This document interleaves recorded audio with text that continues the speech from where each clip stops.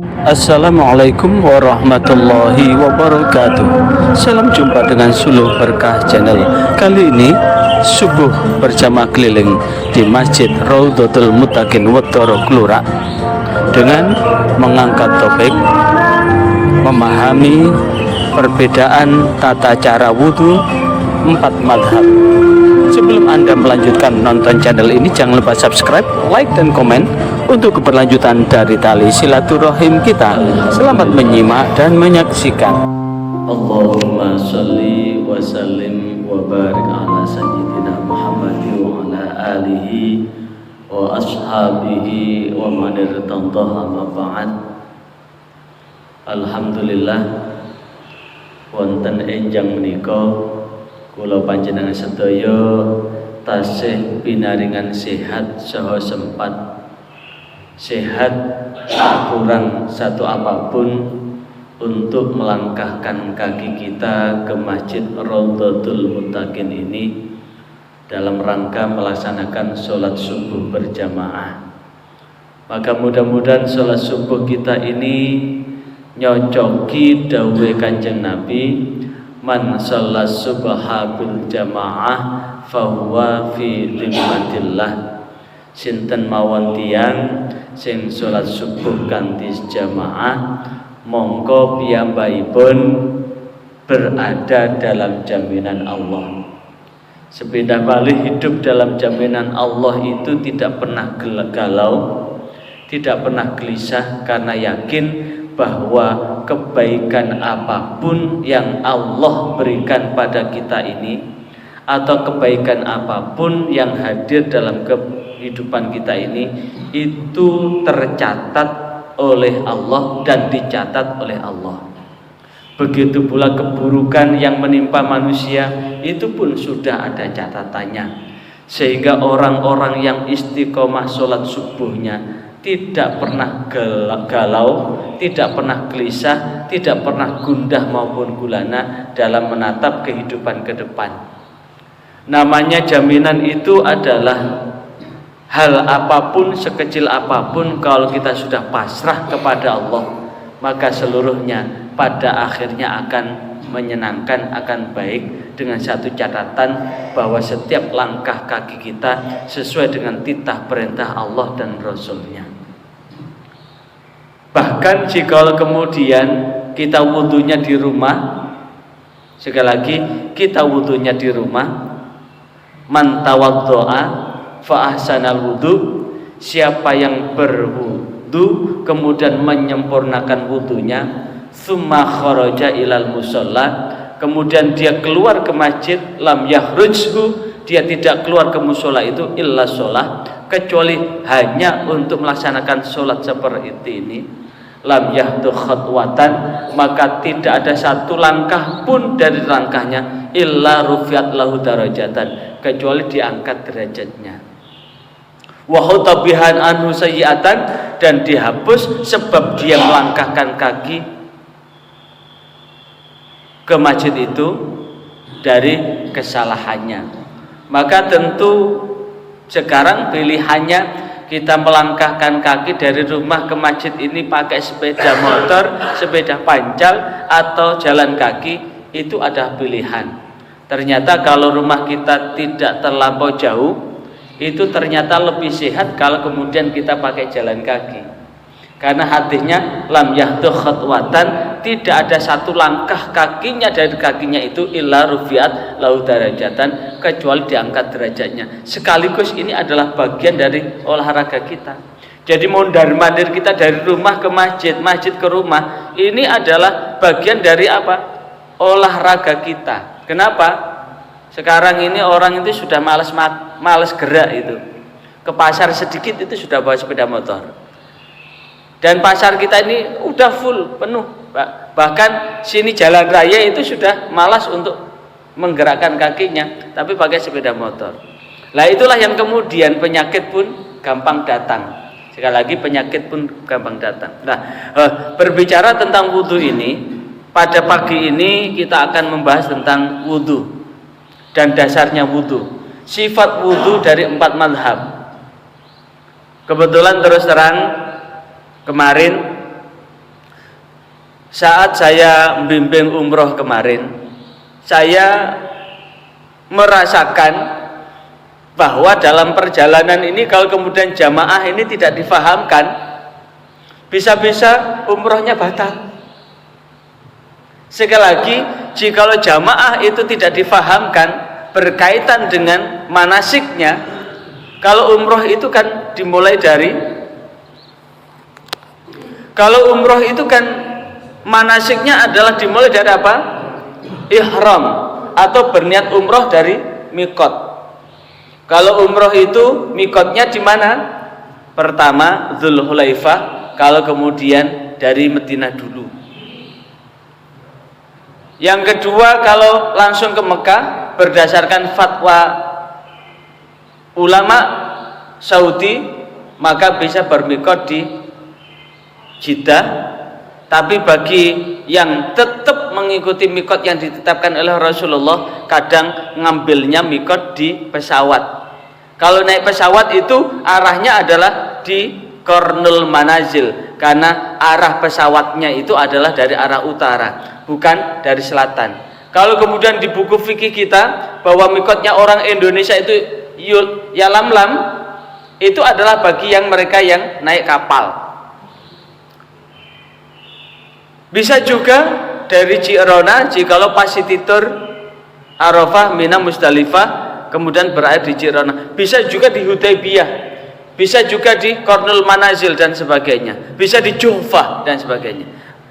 Jadi ambil mikot, namun dari rangkaian ini setelah berihram maka dilanjutkan dengan tawaf.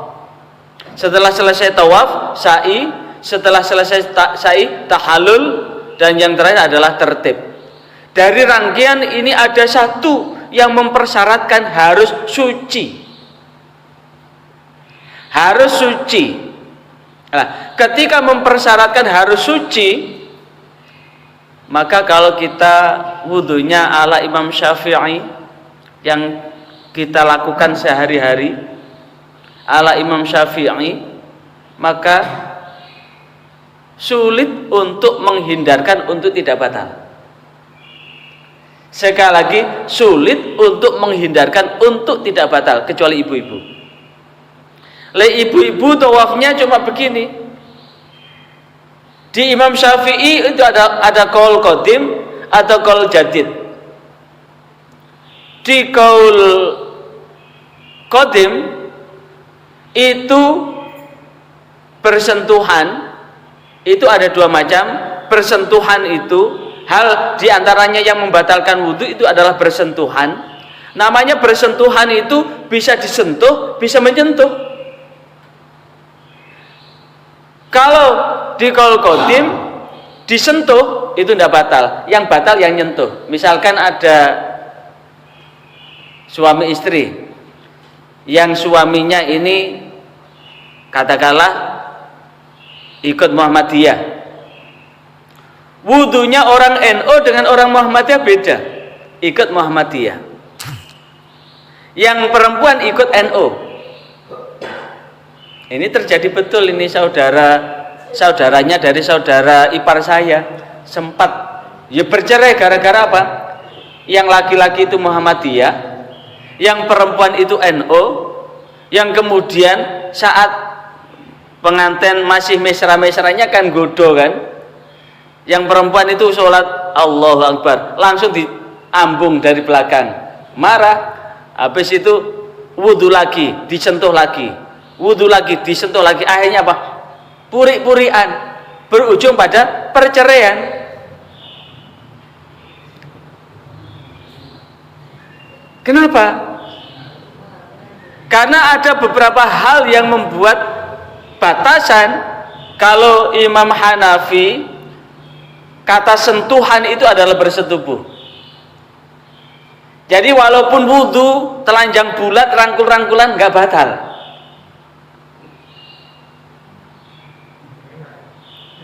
Enak kan?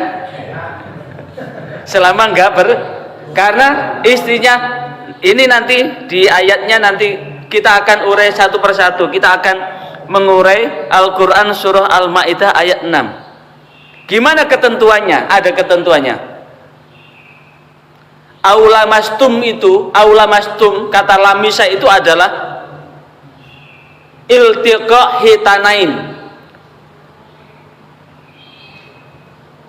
Iltiqa hitanain itu adalah bertemunya dua hitan.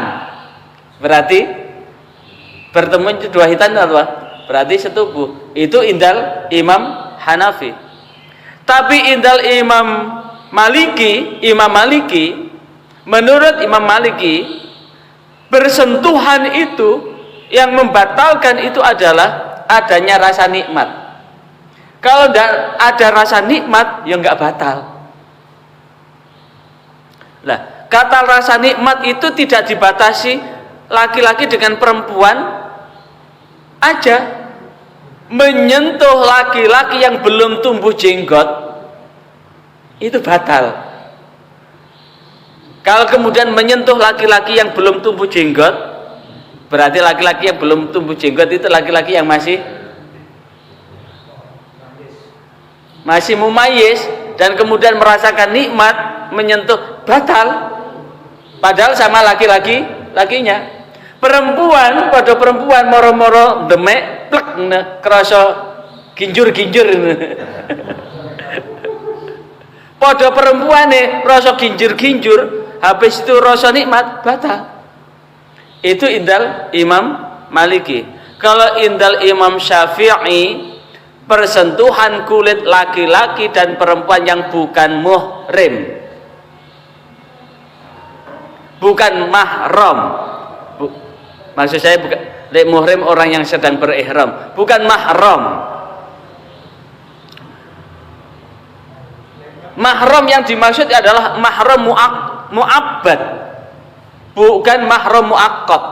Mahram itu adalah mahram yang berlangsung selamanya, yang keduanya itu tidak bisa menikah. Mahram yang kedua hubungannya itu tidak bisa menikah selamanya. Kalau mahram mu'aqqad, mahram yang dibatasi oleh akad itu tetap batal. Persentuhan kulit laki-laki perempuan yang bukan mahram, mahram mu'abbad, mahram yang tidak bisa menikah dan dinikah selama-lamanya, persentuhan kulit itu tidak akan batal. Lah, selain itu harus ada penghalang, walaupun penghalang itu sangat tipis, kerudung begitu, yang penting ada batasan. Walaupun berdempet-dempetan begini terangsang, nggak batal, karena persentuhan kulit itu tidak menimbulkan sentuhan kulit yang secara langsung. Dan kemudian inilah yang kemudian terkait dengan qaul qadim, kalau disentuh tidak batal, yang batal yang menyentuh. Qaul jadid, persentuhan, disentuh maupun yang menyentuh itu batal. Nah, kalau kemudian saat tawaf yang dipersyaratkan harus suci itu, maka pilihannya kalau pakai tetap wudunya mazhab Imam Syafi'i, yakin bahwa selama berputar 7 kali mengelilingi Ka'bah itu tidak menyentuh siapapun. Lah, kata tidak menyentuh siapapun itulah yang kemudian ukurannya di sana itu banyak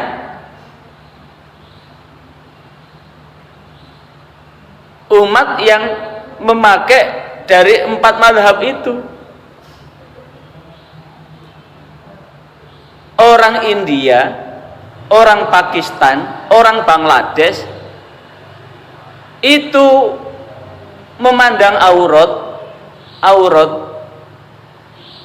kaki dan telak tangan itu bukan aurat, sehingga orang India, orang Pakistan, orang Bangladesh, perempuan itu kakinya masih bertelanjang, jadi pakai celana tok. Lah kalau kemudian pas tawaf nginjak perempuan dari Bangladesh, perempuan dari Pakistan, perempuan dari India, ya batal. Kalau nginjak, nah ini yang paling beresiko itu adalah bagi laki-laki. Kalau perempuan sih enak, masukkan aja begini, langsung berputar gitu. Dengan prinsip kol kotim tadi, kalau disentuh gak batal. Jadi enak aja perempuan sambil ibarat petinju begitu melindungi yang perlu dilindungi supaya tidak kesenggol orang. Bisa sukses. Tapi kalau laki-laki ini yang kemudian menyebabkan rawan untuk batal itu. Kalau indal Hambali, menurut Imam Hambali, maka ini batal itu karena kalau syahwat, walaupun sentuhan laki-laki sama laki-laki, perempuan sama perempuan, tapi menyentuh dengan syahwat itu menyebabkan wudunya batal. Nah, wudunya batal itu ternyata kalau kita lihat pola wudunya orang NU dengan pola wudunya orang Muhammadiyah kan beda kan. Nah, wudunya orang Muhammadiyah itu lebih banyak memakai tata cara wudunya Imam Maliki dan Imam Hambali. Nah, kalau kemudian di masyarakat terjadi seperti itu sehingga fatal kan, suami istri kemudian sampai bercerai gara-gara memandang batal berbeda. Lah, inilah yang kemudian masyarakat itu perlu melek literasi. Artinya masyarakat itu perlu melek literasi berkaitan dengan tata cara bagaimana wudu dan batal-batalnya itu. Sehingga dengan demikian buat umat yang mengikuti wudunya ala Imam Hanafi tidak akan mengecek wudunya ala Imam Maliki. Imam Maliki tidak mengecek wudunya ala Imam Syafi'i. Wudunya Imam Syafi'i tidak mengecek wudunya ala Imam Hambali. Semuanya akan berdampingan dengan harmoni, perbedaan. Karena Rasulullah sendiri menegaskan ikhtilafu ummati rahmatun. Perbedaan cara pandang, perbedaan amal dari amal yang ada di umat Rasulullah ini adalah rahmat. Apa itu rahmat? Sebagai bentuk pilihan. Maka bentuk pilihan inilah yang kemudian yang perlu kita bahas pada kesempatan ini sampai nanti masuk waktunya sholat isyraq atau terbit matahari. Nah, kemarin untuk memahamkan itu, sebelum saya meninggalkan Madinah menuju Mekah, itu kan ada pemantapan dulu. Tapi ada beberapa jamaah yang kemudian masih belum paham. Akhirnya saya berinisiatif untuk mempraktekkan di tempat wudhunya di Masjid Nabawi itu. Kemudian anak saya tak suruh merekam.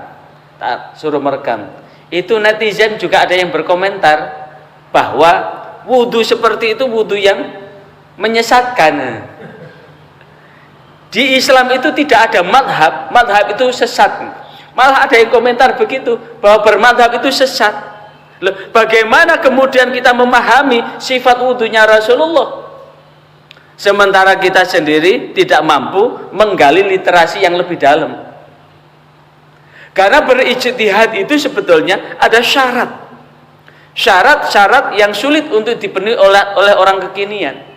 Ya paling-paling ya kita mutabi. Apa itu mutabi? Mengikuti satu amalan yang kemudian kita tahu dasarnya apa begitu.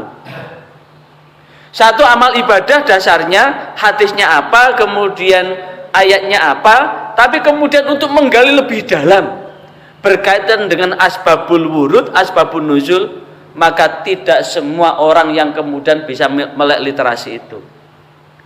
Inilah yang kemudian akan menjadi bahasan saat ini. Nah, saat ini saya akan menyampaikan Al-Quran surah Al-Ma'idah ayat 6 yang ada hubungannya dengan dasar-dasar wudhu itu. A'udzubillahi minasyaitonirrajim. Bismillahirrahmanirrahim. Ya ayyuhalladzina amanu idza qumtum ila sholati faghsilu wujuhakum wa aydiyakum ilal marafiq wamsahu bi ru'usikum wamsahu bi ru'usikum wa arjulakum ilal ka'bain wa in kuntum junuban fattahharu wa in kuntum junuban fattahharu wa in kuntum marada aw ala safarin aw jaa ahadum minkum minal ghaiti aw lamastumun nisa'u falam tajidu ma'an fatayammamu sa'idan tayyiban famsahu bi wujuhikum wa aydiyakum minhu. Ayat ini ada 4 hal yang bisa kita ungkap. Yang pertama berkaitan dengan tata cara wudu. Yang kedua, jikalau saat wudu itu batal, kemudian posisi kita sakit atau dalam bepergian, kemudian kita sedang buang hajat atau bersentuhan dengan perempuan namun tidak menemukan air, maka itu fatayammamu sa'idan thayyiba, juga terdapat panduan kita bertayamum. Kemudian yang ketiga adalah lamastum itu sendiri, bagaimana persentuhan kulit itu. Kemudian yang keempat adalah bahwa semua keseluruhan itu adalah liyaj'alaikum min haraji walaki yuridul yutahhirakum litumma ni'matahu 'alaikum wa la'allakum tashkurun.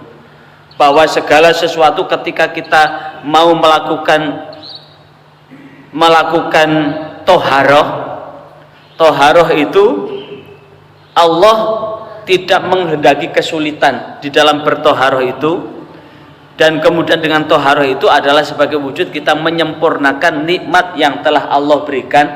Mudah-mudahan kita termasuk orang yang bersyukur. Dari yang pertama, ya ayyuhalladzina amanu, hai orang-orang yang beriman, idza kumtum nalikane ngadeg sapa sira kabeh. Kumtum itu di dalam ini saya bawakan tafsir Ibnu Katsir, yakni wa antum muhadditsun, maksudnya adalah ketika kalian semua sedang berhadas. Wa qala al-akharun, ulama yang lain berpendapat idza kuntum minan naum, jikalau kamu bangun dari tidur. Inilah yang kemudian menyebabkan perbedaan antara ulama satu dengan yang lain, mazhab satu dengan mazhab yang lain, ketika menafsirkan idza kumtum. Sementara kumtum itu sendiri ada yang menafsirkan wa antum muhadditsun, ketika kamu sedang berhadas. Yang lain wa antum idza kuntum minan naum, jikalau kamu semua baru bangun dari tidur. Ila sholah, untuk menegakkan sholat. Wa kulahuma qoribun, dan seluruh dari dua hal itu, apakah berhadas ataupun baru bangun dari tidur, itu berdekatan dan sama.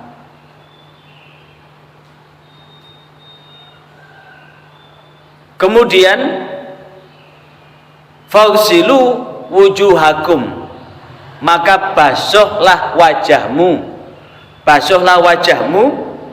wa aidiakum, dan dua tanganmu. Maka ketika berbicara tentang membasuh wajah, inilah yang kemudian ada perbedaan antara wajah, tafsir wajah dari Imam Hanafi. Kalau Imam Hanafi itu wajah itu wajah itu dari tempat keluarnya rambut. Lantas bagaimana kalau kemudian rambutnya habis kayak saya begini gitu? Maka golib itu adalah normalnya. Sebelum botak itu tumbuhnya di mana? Saya sebelum habis begini, ini ada rambutnya dulu itu. Kecil saya, di foto saya itu ada rambutnya ini.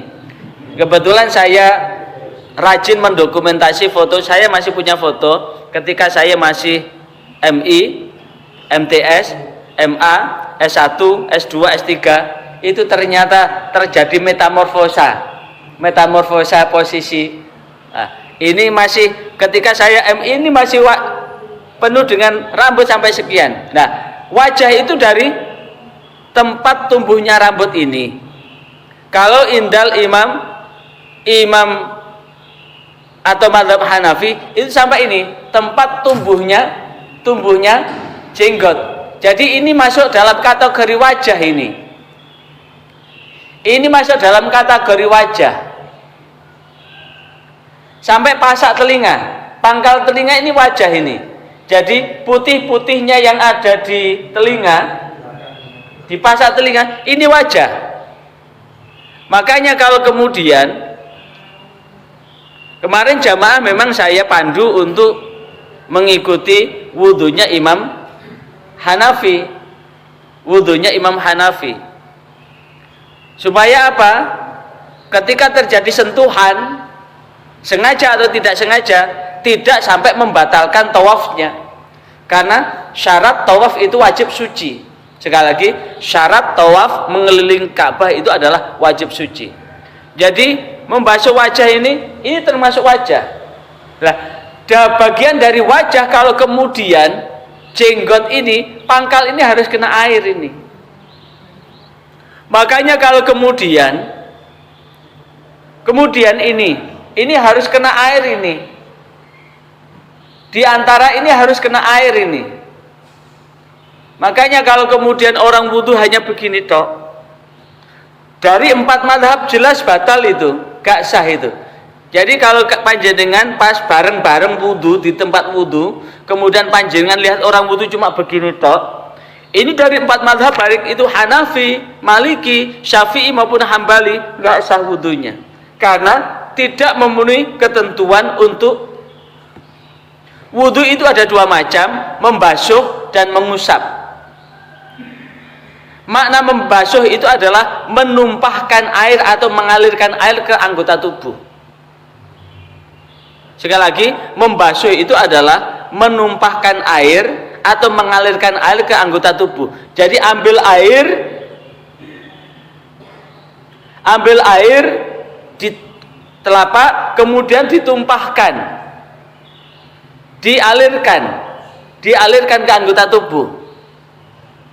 Kalau mengalirkan ke anggota tubuh, kalau kemudian mengikuti mazhab Imam Hanafi, maka ratakan ketentuan ketika membasuh muka, tolong posisi telapak jangan dilepas dari muka. Kalau dilepas dari muka balik lagi, maka status airnya itu mustakmal. Jadi misalkan begini, seret, baru begini, itu baliknya itu mustakmal. Tapi begitu ambil air, ditumpahkan, tetap begini. Posisi tangan tetap menempel di muka, maka ini statusnya air masih bisa gunakan untuk meratakan, diratakan ke seluruh, baru bisa ke belakang begini.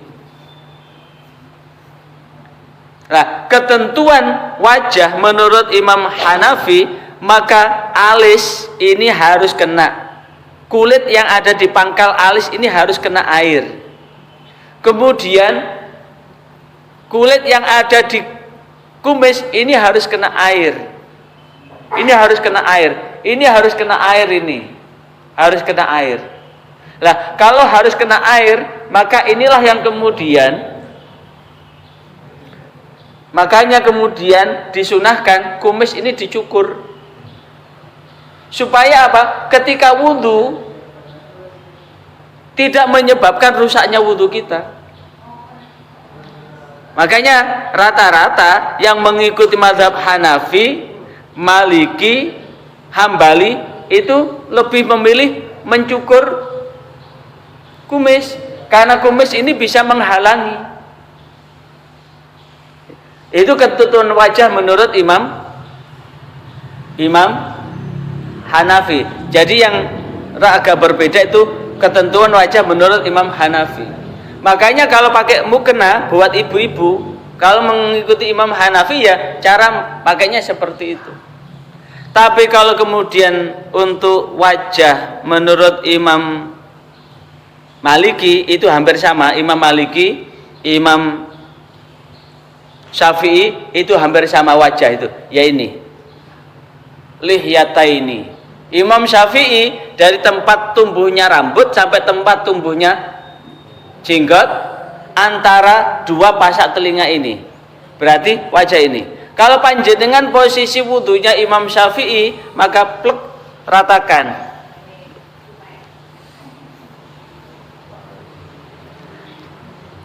Kemudian kalau Imam Hambali kumur-kumur sama menghirup air di hidung itu wajib.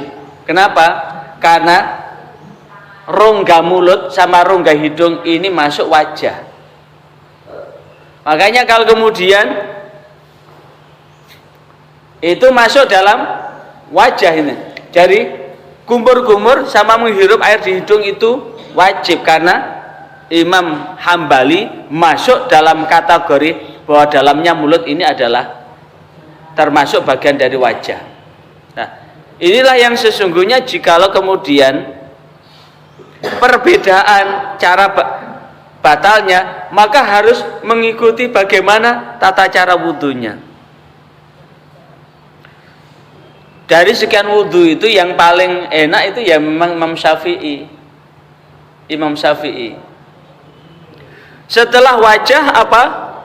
Wa aidiyakum ilal marafiq.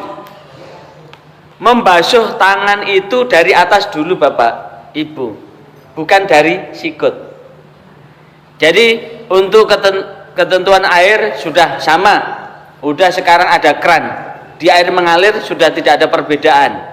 Jadi yang paling aman dimanapun kita wudu, cari keran. Nah, wa aidiyakum, kedua tangan. Maka wudu itu wa aidiyakum, dari dua tangan. Tangan itu ini. Makanya wudu itu dimulai dari tangan dulu baru sampai sikut. Wa aidiyakum ilal marafiq, dari tangan sampai siku. Kita sering ketika kita wudu bareng-bareng, orang wudu kadang cuma gini tok. Kalau wudu cuma gini tok, ada bagian yang tidak kena air.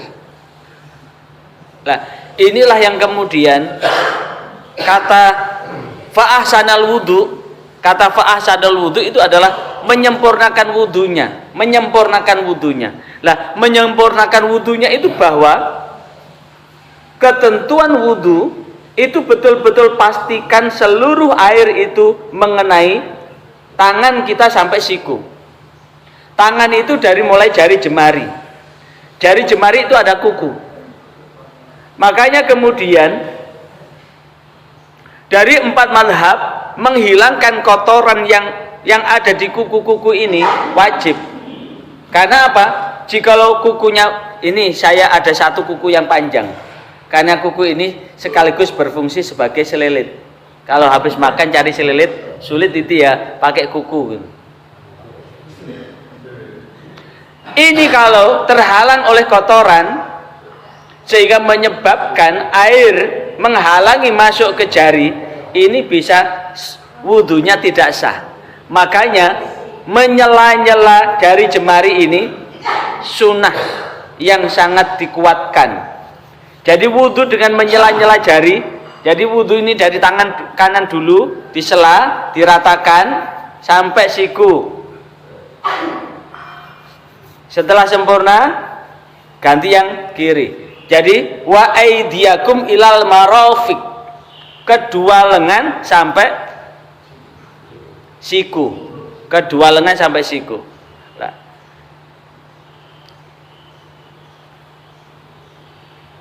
dan saat membasuh wajah maupun tangan ini khusus untuk mazhab Maliki itu ditambah dengan ad-dalku. Apa itu ad-dalku? Menggosok-gosok. Jadi kalau panjenengan pinuju ada di Masjidil Haram atau di Masjid Nabawi, kalau ada jenengan lihat membasuh muka kemudian tambah digosok-gosok, atau saat tangan ditambah digosok-gosok, setelah selesai dibasuh, wamsahu faksilu aydiyakum ilal marafiq, setelah dibasuh begitu kemudian digosok-gosok, ini berarti ini mazhab Imam Hanafi, gosok-gosok. Jadi wa aydiyakum ilal marafiq, pastikan bahwa dari tangan sampai siku ini tidak ada satupun yang terhalang. Kalau ada yang terhalang dan itu disadari, apakah habis ngecat kemudian kena cat dan sebagainya, segera untuk dibersihkan dan wudhu lagi. Kecuali kalau mau ngecat, wudhu dulu. Jadi kalau panjenengan mau ngecat, wudhu dulu, berarti hukumnya yang kena cat itu, kulit yang kena cat tadi itu kena, sama dengan orang mau pakai khauf, sebelum pakai khauf wudhu dulu, maka bagian yang tertutup oleh khauf, kasut atau kaos kaki dari kulit yang sangat sulit untuk dilepas itu, maka bagian yang kena khauf itu dihukumi kena wudhu, sehingga ketika wudhu hanya diusap saja, tidak perlu dibasuh.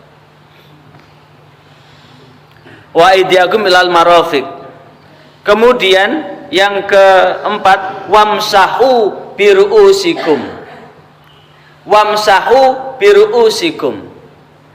Yang keempat, yang ketiga, yang pertama faksilu wujuhakum, basuhlah wajahmu, wa aydiyakum, yang kedua adalah dua tanganmu, ilal marafiq, sampai siku. Yang ketiga adalah wamsahu biru'usikum. Kata wamsahu itu adalah mengusap, beda dengan membasuh. Kalau membasuh itu mengalirkan, berarti mengambil air penuh di telapak kemudian dialirkan ke anggota tubuh atau ke wajah maupun tangan maupun kaki. Kalau kemudian wamsahu, ambil air ditumpahkan baru diusap. Nah, mengusap ini beda.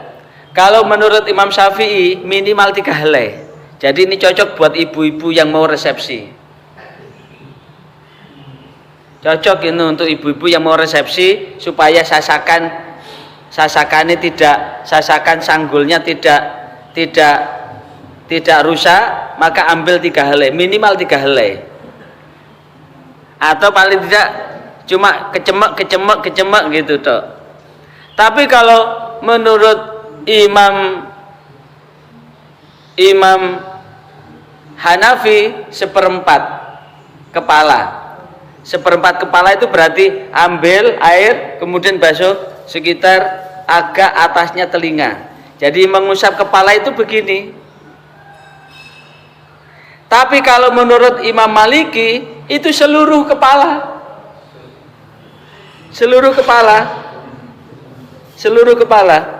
harus kena semua. Mengusap seluruh kepala, kena semua. Sanggul-sanggulnya harus kena itu.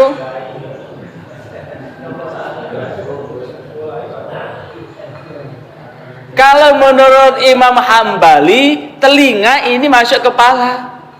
Jadi kalau panjenengan wudhunya langsung begini kemudian ke telinga, berarti ini wudhunya Imam Hambali. Sama dengan saudaranya dari saudara ipar saya itu yang sampai cerai itu, yang Muhammadiyah ketika mengusap kepala kan begini, langsung begini, karena kategori kepala, telinga ini masuk kepala, makanya batalnya selama tidak syahwat. Lah kalau kemudian moro-moro tadi yang pertama diambung tadi dia bersyahwat, ya tetap batal karena ketentuan. Tapi dalamnya itu sama dengan mengukur dalamnya hati, siapa yang tahu. Kalau dalamnya lautan kan bisa diukur. Termasuk syahwat atau tidak syahwat kan tidak ada yang tahu kan? Siapa yang tahu kalau seseorang punya syahwat atau tidak? Tidak tahu kan? Yang bisa mengukur syahwat atau tidak bersyahwat kan dirinya sendiri. Nah, jadi kalau kemudian ketika di Masjidil Haram maupun Masjid Nabawi kemudian melihat ketika mengusap kepala langsung kemudian ke telinga, ini berarti ini wudunya Imam Hambali. Yang ketentuan batalnya tadi adalah dengan syahwat. Setelah itu wa arjulakum ilal ka'bain. Kenapa dibaca wa arjulakum kok tidak wa arjulikum? Itu ada waw atof. Kalau wa arjulikum itu maktufnya ke wamsahu biru'usikum. Berarti kalau maktufnya kembali ke wamsahu biru'usikum itu mengusap. Tapi wa arjulakum itu maktufnya ke faksilu. Berarti wa arjulakum itu faksilu arjulakum. Faksilu arjulakum itu adalah basuhlah kaki-kakimu ilal ka'bain sampai mata kaki. Jadi membasuh itu sampai mata kaki, bukan sampai lutut.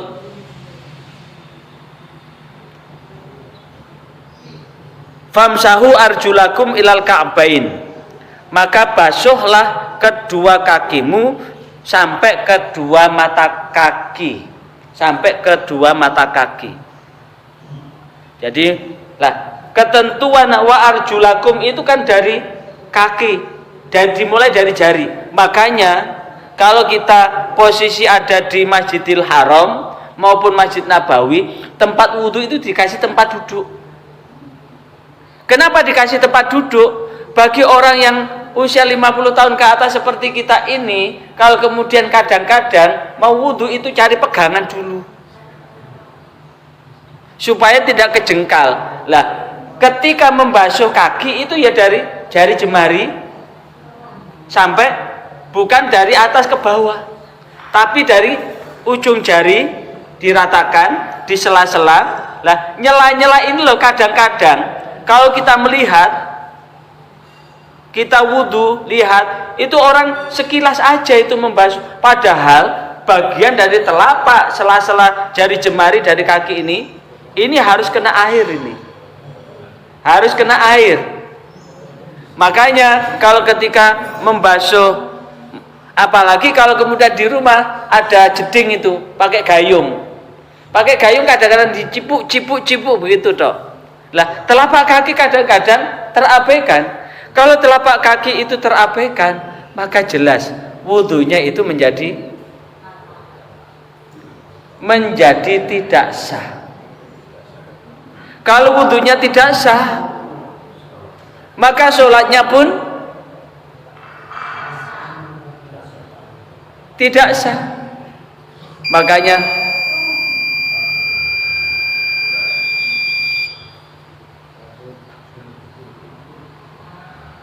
sebelum 5 menit lagi kita sholat isyraq.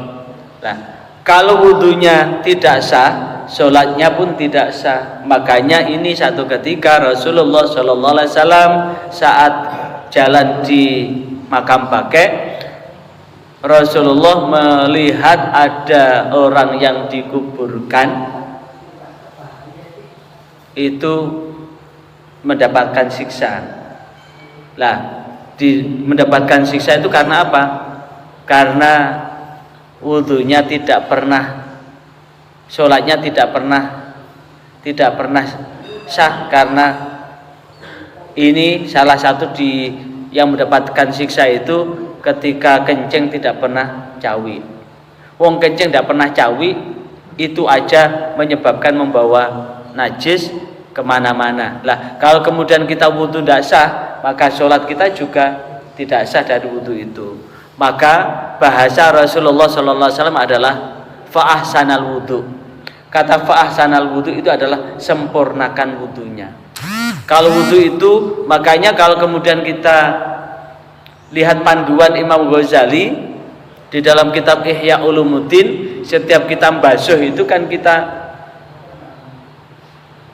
merenungkan apa-apa yang telah dilakukan oleh muka kita, oleh wajah kita, oleh mata kita, oleh hidung kita, oleh mulut kita. Ketika kita berkumur, kita membayangkan, dan di situ ada doanya. Rasulullah memberikan panduan doa ketika berkumur, itu doanya apa?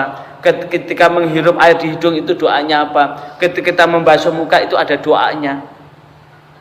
Ketika membasuh kedua tangan, ada doanya. Ketika mengusap kepala, ada doanya. Ketika membasuh kaki, itu ada doanya. Itu apa maknanya? Bahwa ketika setiap melakukan basuhan atau usapan, itu betul-betul fa ahsanal wudu, betul-betul menyempurnakan wudunya. Dan kalau kemudian sudah disempurnakan wudunya itu betul-betul hati-hati dirasakan. Bahkan dalam kajian tasawuf, maka saat kita membasuh muka, kita mohon ampun atas dosa-dosa yang telah dilakukan oleh anggota tubuh yang ada di muka ini. Ketika membasuh tangan, kita mohon ampun, membayangkan dosa-dosa yang dilakukan oleh tangan, dan kemudian mohon ampun atas dosa itu. Mengusap kepala pun begitu, dan seterusnya. Maka inilah yang kemudian menjadi dasar kenapa orang yang selesai wudhu, Allah akan mengampuni dosa-dosanya bersamaan dengan turunnya air wudhu yang dia pakai. Ini barangkali ada yang ditanyakan, saya persilahkan. Untuk 4 madhab itu yang paling cocok dengan Indonesia memang Syafi'i. Makanya untuk yang berkembang di Indonesia, Malaysia, Syafi'iyah yang paling cocok. Posisinya untuk Imam Syafi'i, madhab Syafi'iyah itu sangat hati-hati. Sangat hati-hati, termasuk ketentuan batal tidaknya wudhu kan hati-hati betul kan. Sentuhan kulit kan, sentuhan kulit itu bersentuh ya batal. Untuk Imam madhab Maliki, ketentuan batal kan istimna, merasa nikmat. Kalau merasa nikmat, nikmat itu loh tidak tahu dalamnya, sama dengan tadi, dalamnya laut bisa diukur, siapa yang tahu dalamnya hati. Maksudnya hati lho sapa sing roh. Imam Hambali syahwat itu juga tidak ada yang tahu.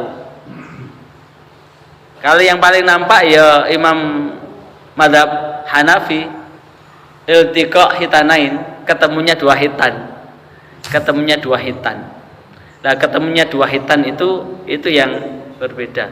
Nah, kalau kemudian bersyukur kita ada di lingkungan Jam'iyah Nahdlatul Ulama yang kemudian ingkrah untuk hukum keseharian, kita dibimbing oleh guru-guru kita, oleh kiai-kiai kita dengan madhab Syafi'i, itu yang paling cocok untuk diterapkan di dalam keseharian. Tapi kalau kemudian kalau mau ambil satu paket. Saya ngambil madhab Hanafi untuk ketentuan toharohnya, itu saya terangkan satu paket. Paket wudhunya, paket ketentuan airnya, dan paket batalnya. Untuk madhab Hanafi, keluar darah itu batal wudhu. Jadi yang punya jerawat, moro-moro pas sholat kok gatel-gatel, moro-moro dipecetet begitu, batal wudhunya. Keluar nanah atau darah dari jerawat dan lain sebagainya, itu batal. Tapi kalau madhab Syafi'i, najis tidak sampai membatalkan. Lah, najis itu tinggal ada najis yang dimakfu, ada najis yang tidak dimakfu. najis, misalnya kena darah nyamuk itu dimaafkan. Tapi kalau jerawat darahnya banyak sekali, itu najisnya tidak dimaafkan, harus dibersihkan, disucikan, karena darah yang keluar dari tubuh itu adalah najis. Tapi ketika keluar darah itu tidak. Makanya satu ketika jamaah saya kecandung begitu, kakinya berdarah, batal, harus wudhu lagi. Kalau itu ambil mazhab Imam Hanafi. Kalau mazhab Imam Syafi'i cukup dibersihkan aja, wudhunya tidak batal. Itu. Yang lain monggo. Mari kita berdoa, mudah-mudahan pertemuan kita ini pertemuan yang barokah, pertemuan yang Allah berikan ridho, dan mudah-mudahan kita selamat dunia hingga akhirat dan senantiasa terbentang keberkahan buat hidup kita, keluarga kita, anak turun kita, fid dunya hatta akhirah. A'udzu billahi minasyaitonir rajim. Bismillahirrahmanirrahim. Allahumma shalli wa sallim ala sayyidina Muhammad wa rahmatika ya arhamar rahimin. Allahumma sallimna wal muslimin wa afina wal muslimin wa qina wa iyya min syarri masaibil yatin. Allahumma alif baina qulubina wa aslih dzata bainana. Rabbana atina fid dunya hasanah wa fil akhirati hasanah wa qina adzabannar. Walhamdulillahirabbil alamin. Walafikum atas apa semua yang tersajikan, mudah-mudahan nyocoki dengan hidayah Allah Subhanahu wa taala, bimbingan Allah Subhanahu wa taala hingga kita bisa menerapkan, dan ada kekurangan mohon maaf yang sedalam-dalamnya. Wassalamualaikum warahmatullahi wabarakatuh.